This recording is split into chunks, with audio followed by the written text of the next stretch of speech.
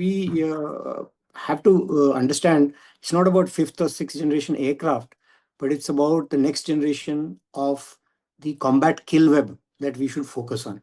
That involves not only the platforms, it involves how well linked a platform is into the network. Basically, if you try to imagine a kill web, it is a you do not look at platforms as platforms. You look at them as ISR2 nodes. That is intelligence, surveillance, reconnaissance, response nodes that make up this combat kill web. So, fifth or sixth generation aircraft, the advantage is that it is even better linked to this network. That is where it supports the fifth or sixth generation kill web next generation kill web that I'm talking about.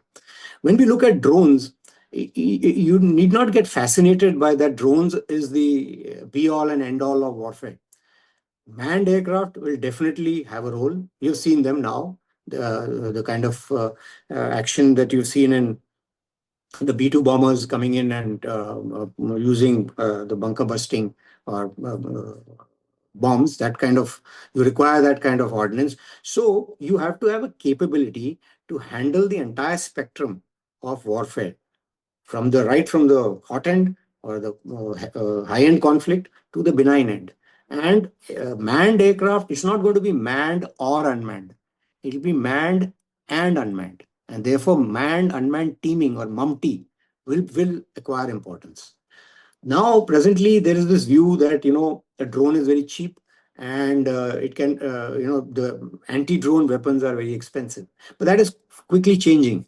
Today, with directed energy weapons coming in, you have almost a limitless ability to take on drones at $1 a shot. Because so now when ships start getting anti-drone directed energy weapons, they have almost limitless magazine capacity, and they will have the ability to take on these drones. There are certain factors which India is trying to resolve, which is basically the movement of the ship, the roll, pitch, and yaw, etc.